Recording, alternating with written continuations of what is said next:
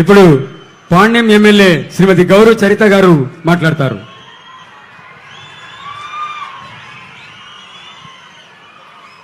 అందరికీ నమస్కారం. స్వర్ణాంధ్ర స్వచ్ఛాంధ్ర కార్యక్రమంలో భాగంగా గౌరవ ముఖ్యమంత్రి వర్యులు నారా చంద్రబాబు నాయుడు గారు మన నియోజకవర్గానికి వచ్చిన సందర్భంగా స్వాగతం సుస్వాగతం నమస్కారాలు తెలియజేస్తున్నా. అలాగే ఈ కార్యక్రమానికి విచ్చేసిన మంత్రివర్యులకు, అలాగే పార్లమెంటు సభ్యులకు, నా సహచర శాసనసభ్యులకు, అలాగే ఇక్కడికి విచ్చేసిన పాణ్యం నియోజకవర్గంలోని Janasena, Telugu Desam party, BJP party, కూటమి ప్రభుత్వ కార్యకర్తలకు, నాయకులకు, సోదర సోదరీమణులందరికీ నా హృదయపూర్వక నమస్కారాలు తెలియజేసుకుంటున్నా. ఈరోజు చాలా సంతోషంగా ఉంది. మన కూటమి ప్రభుత్వం అధికారంలోకి వచ్చిన తర్వాత ముఖ్యమంత్రి గారు మొట్టమొదట మన పాణ్యం నియోజకవర్గానికి ఈరోజు వచ్చినందుకు ఎంతో సంతోషంగా ఉంది. ముఖ్యంగా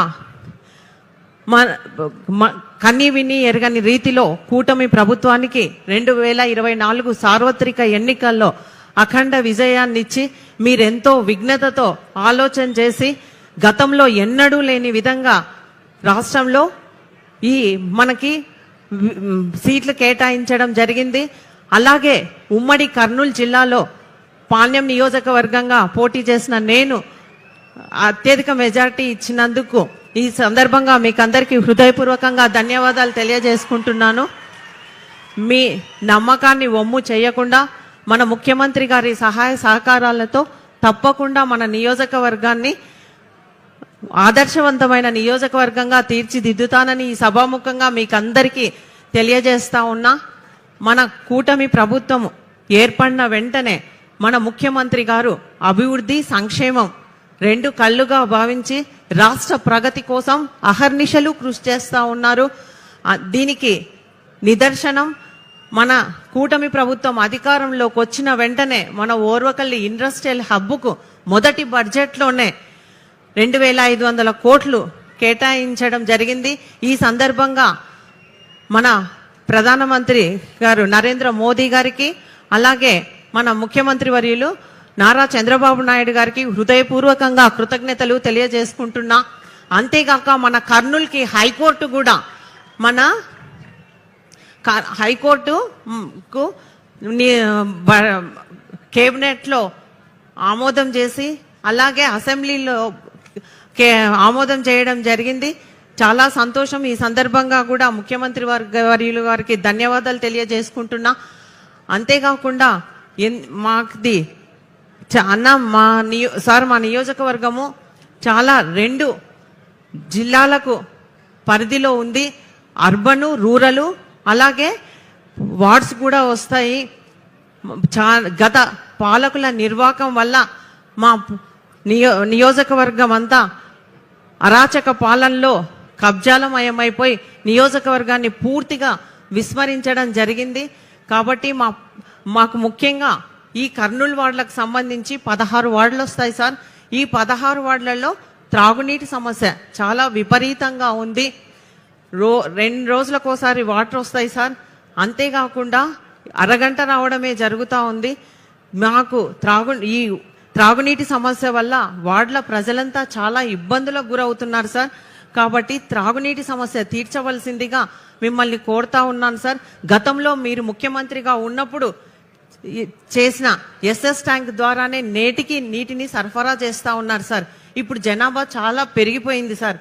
కాబట్టి దీనికి శాశ్వత పరిష్కారం కావాలంటే సార్ గోరుకల్లు రిజర్వాయర్ నుంచి నీళ్లు తీసుకొని వస్తేనే శాశ్వత పరిష్కారం అవుతుందని కూడా ఇరిగేషన్ అధికారులు కూడా తెలియజేయడం జరిగింది సార్. కాబట్టి మా 16 వార్డులకి త్రాగునీటి సమస్య తీర్చవలసిందిగా మిమ్మల్ని మరీ కోరుతా ఉన్నాను సార్. అంతేకాకుండా సార్ మాకొచ్చే ఈ 16 వార్డులంతా ఎక్స్టెన్షన్ ఏరియా సార్. కొత్త కాలనీలు ఏర్పడతా ఉన్నాయి. జనాభా పెరిగిపోతా ఉంది. కాబట్టి దీనికి కావలసినంత రోడ్స్ కానీ, సీసీ రోడ్స్ కానీ, డ్రైన్స్ కానీ, అలాగే సెంట్రల్ లైటింగ్ కానీ ఏవీ లేవు సార్. వీటన్నిటిని మంజూరు చేయవలసిందిగా మిమ్మల్ని కోరుతా ఉన్నాను సార్. అంతేకాకుండా సార్ మాకు అలగనూరు, గోరుకల్లు రిజర్వాయర్లు ఉన్నాయి సార్. గత పాలకుల నిర్వాకం వల్ల కట్టదెగిడిపోవడాలు రాతి పరుపు కుంగడాలు జరిగింది సార్. కాబట్టి వాటికి నిధులు మంజూరు చేయవలసిందిగా మీ ద్వారా కోరుతా ఉన్నాను సార్. అంతేకాకుండా సార్ మాకు ఈ సఫా కాలేజీ నుంచి నంద్యాల చెక్ పోస్ట్ వరకు సార్ గతంలో మీరు ముఖ్యమంత్రిగా ఉన్నప్పుడే 4 లైన్ చేశారు సార్. అది కొద్ది వరకు పనులు పూర్తయినాయి సార్. గత పాలకులు పూర్తిగా విస్మరించడం వల్ల టెండర్లు కూడా క్యాన్సిల్ అయిపోయి పనులు నిలబడిపోయినాయి సార్. కాబట్టి ఆ రోడ్డును శాంక్షన్ చేయవలసిందిగా 4 లైన్ కోరుతా ఉన్నాను సార్. ఎందుకంటే ఇక్కడ యూనివర్సిటీలు ఉన్నాయి, ఇండస్ట్రియల్ హబ్ ఉంది, అంతేకాకుండా ఎన్నో కాలేజీలు ఉన్నాయి, ఎంతో మందికి ఉపయోగపడుతుంది సార్. కాబట్టి అది త్వరితగతిన పూర్తి చేయాల్సిందిగా మిమ్మల్ని కోరుతా ఉన్నాను సార్. అంతేకాకుండా ఇక్కడ ఓర్వకల్లు హబ్బు మీరే చేశారు సార్. దాంట్లో ఒక స్కిల్ డెవలప్మెంట్ సెంటర్ను ఏర్పాటు చేయాల్సిందిగా కూడా మిమ్మల్ని కోరుతా ఉన్నాను సార్. ఇక్కడ గతంలో మీరు ముఖ్యమంత్రిగా ఉన్నప్పుడే ఉర్దూ యూనివర్సిటీ కూడా శాంక్షన్ చేయడం జరిగింది. గత 5 ఏళ్లలో వాళ్ళు ఒక్క నయా పైసా నిధులు ఇవ్వకుండా ఎట్లున్నాయి అట్లే ఉన్నాయి సార్. కాబట్టి ఉర్దూ యూనివర్సిటీని కూడా నిధులు మంజూరు చేయవలసిందిగా కోరుతా ఉన్నాను సార్. అంతేకాకుండా సార్ నేను వార్డులలో కాలనీలలో తిరుగుతున్నప్పుడు మహిళలు ఎక్కువ సంఖ్యలో అంగన్వాడీ సెంటర్లు కావాలని అడుగుతా ఉన్నారు సార్. కాబట్టి అంగన్వాడీ సెంటర్లు మంజూరు చేయవలసిందిగా కోరుతున్నాను సార్. ఈరోజు మన ముఖ్యమంత్రి గారు ఎంతో పటిష్టాత్మకంగా ఈరోజు మార్గదర్శి బంగారు కుటుంబం అనే కార్యక్రమాన్ని తీసుకొని రావడం జరిగింది. ఇది తప్పకుండా ఇది బాగా ముందు మంచి సంకల్పంతో ముందుకెళ్తుందని కూడా నేను అనుకుంటున్నాను. ఎందుకంటే గతంలో చంద్రబాబు నాయుడు గారు ముఖ్యమంత్రిగా ఉన్నప్పుడే డ్వాక్రా సంఘాలను తీసుకొని రావడం జరిగింది. దీనివల్ల ఆ రోజు ₹1 పొదుపు చేసుకుంటే వాళ్ళ జీవితాలు ఈరోజు ఆర్థికంగా బాగా బలోపేతమై ఓరకళ్ళు పొదుపు మహిళలు ఈరోజు దేశానికే తలమానికంగా తయారయ్యారు సార్. కాబట్టి అంతేకాకుండా సార్ ఈరోజు ఈ గతంలో పేదరికంలో ఉన్న పొదుపు మహిళలే ఈరోజు పేదరికం నిర్మూలన కోసం 5 కుటుంబాలను వాళ్ళు దత్తత తీసుకుంటున్నారు సార్. ఓర్వకల్లు మండల మహిళా సమాఖ్య వాళ్ళు చాలా సంతోషంగా ఉంది సార్. అంటే దీనికి కారణం ఏమంటే చంద్రబాబు నాయుడు గారు మన ముఖ్యమంత్రి గారికి ఉన్న దార్శనికత, ముందు చూపు, అంతేకాకుండా వినూతమైన ఆలోచనలతోనే ఈరోజు ఈ కార్యక్రమాలన్నీ చేస్తా ఉన్నారు. కాబట్టి గతంలో ఎలాగైతే చేశారో ఇప్పుడు కూడా P4 కార్యక్రమం కూడా మంచి సంకల్పంతో ముందుకెళ్తుందని కూడా ఈ సందర్భంగా మీకు అందరికీ తెలియజేస్తా ఉన్నా.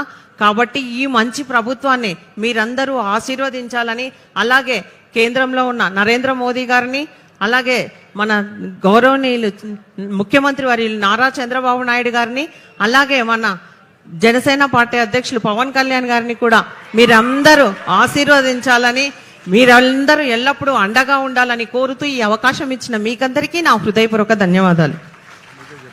ఇప్పుడు నంద్యాల పార్లమెంట్ సభ్యులు శ్రీమతి